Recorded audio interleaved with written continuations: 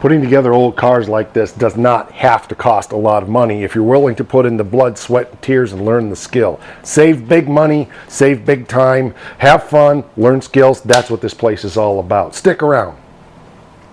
Welcome back, fellow shop rats. Today here in the shop we are back on our 1970 Dodge Challenger that we call Stitches because we've been stitching this car back together again, one hand fabricated piece at a time. Today we're picking up on the final details of what we have done and what we need to do on the trunk floor installation. The trunk floor is all done.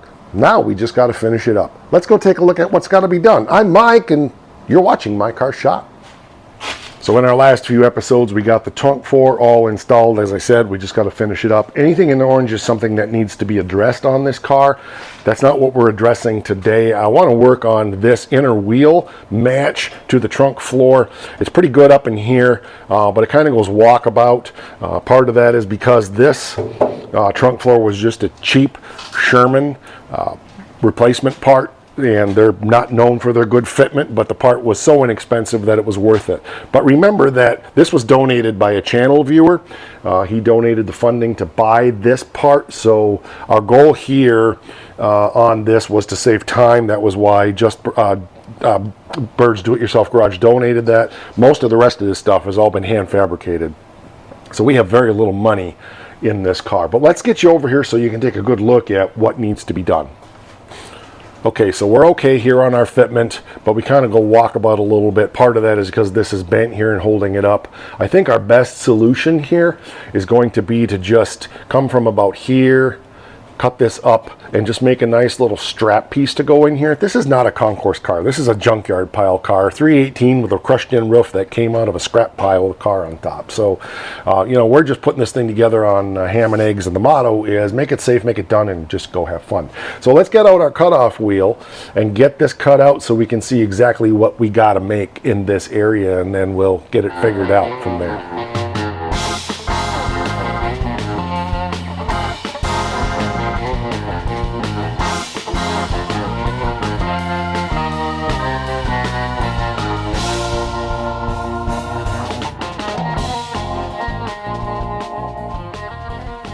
Okay, so here's what we got. I got it cut from here up to here now. We got a little bit of cutting we can do up there yet, but now I can start squeezing all of this down where it needs to be to get it against that trunk floor where it is. Like, for example, we can do that, and we've got to drill some plug weld holes in here, but overall it's looking pretty good in its overalls. We do have a little piece up in there that needs to be dealt with. I'll have to deal with that. That'll be a simple fix, but mainly we're going to make like a 1-inch wide stripe to go up to here. I'm not going to deal with this part of it from here to here because this trunk floor extension is likely going to have to be removed from the car and repaired once we get this quarter off. So we did the quarter on the other side before the car came on the rotisserie because the structural integrity on that side of the car was so bad. This side was pretty structurally integral, so we felt like it was good to just go ahead and leave this quarter on. We'll pull the quarter off once the car's off the rotisserie and get that quarter put on. We have it. Okay, so let's get some holes drilled here.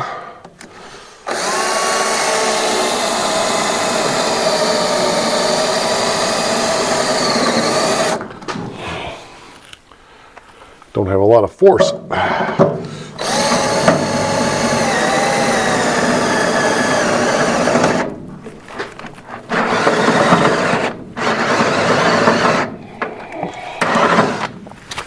think I better go get another battery.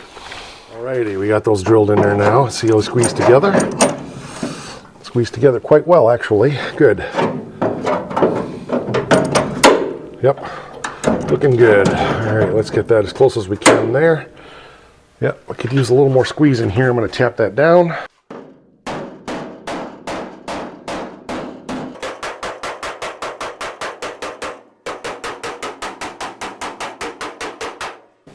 Looks good.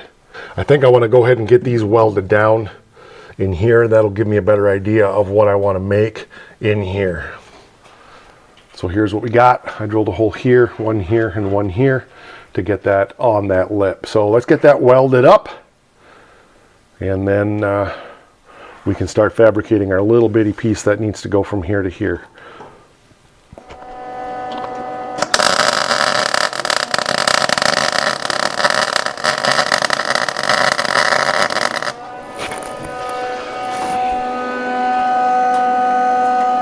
Helps if you turn the gas on.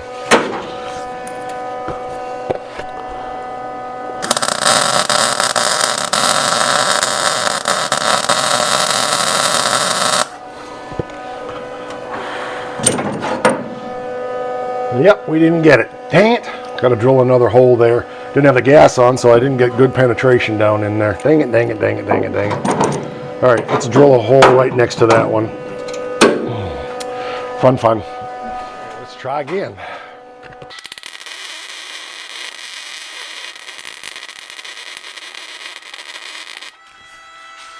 There we go.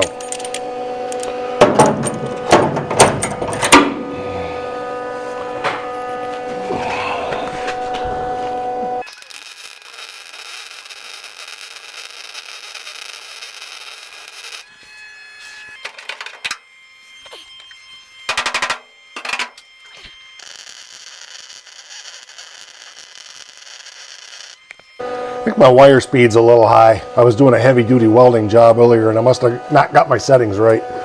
But it's holding fine. William Holden. So my next job now is to get a piece of metal to go from here up to there. We'll have some plug welds here. I'll probably do plug welds on both sides. That'll make it easiest. So let's get a... All right, so I got a piece of metal cut here, but the curvature of this doesn't line up exactly right, so we're going to shrink it a little bit in the middle here. I guess my edge on that edge isn't great either, so... but yeah, let's just shrink it a little bit in here, and then see how we can make it go. Okay, so we're going to shrink it in the middle.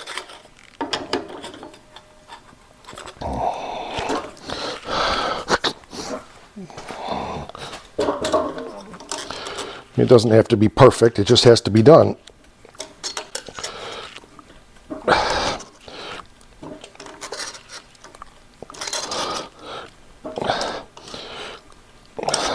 Okay, let's see how that looks. I like it. Got a nice shrink in, or yeah, a nice shrink in there now.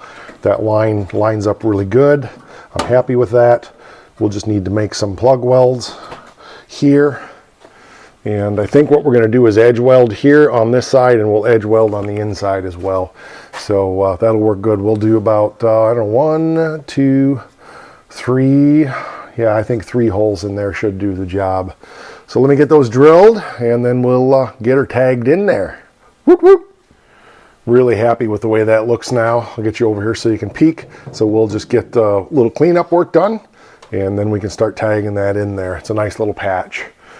Again, it's a wheel well, so we're not looking to make it crazy perfect. Not going to bother cutting and butting or anything like that. It's just a matter about getting it structurally good and keeping the dirt and the big rocks out of the trunk.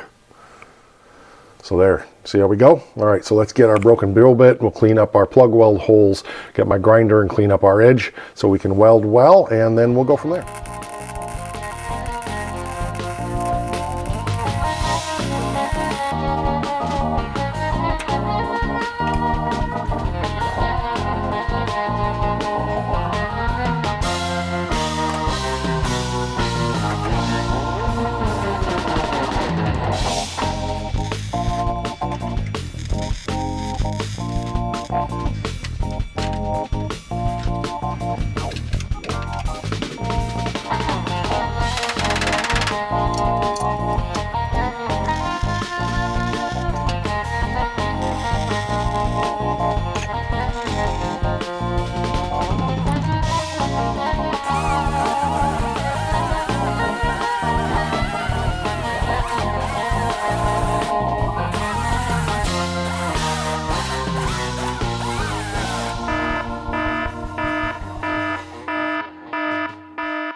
And this is why we wear the face shield. That came off of there and nailed it right there. We'd be on the way to the hospital right now without a face shield on, so safety first. All right, my camera battery was dying, so I decided to go ahead and get this cut out. I got it treated with the Permatex rust treatment underneath, and I got my patch cut. We're going to kind of hammer form this in place. So it's painted on the back with high heat paint. For those who haven't been around the channel very long, sometimes I'll paint the back of things with high heat paint. It burns away less than regular paint. I know it doesn't completely not burn away, but the higher the paint resistance is, the less that burn line is. I've tested it. So I get laughed at for that, but it's something I've always done. I've had good success with. It just gets you a little coating on the back of there so things don't rust as much. All right, so we're going to put that in about right there. I got to get a maggot to hold that in place. So let me go find a maggot real quick, and then we'll kind of hammer form this in once we start welding it.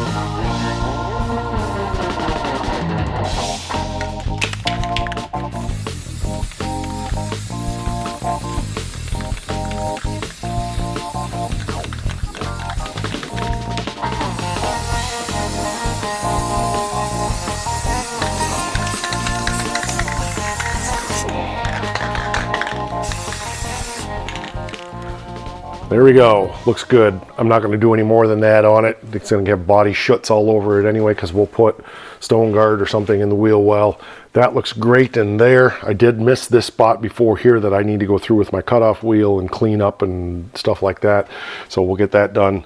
So anything in orange is something we need to address, and that's why I like the orange system, because when I see something, I just grab the can, shoot it, and I know, okay, I won't miss that now because it sticks out like a sore thumb. And I think up in here looks really good.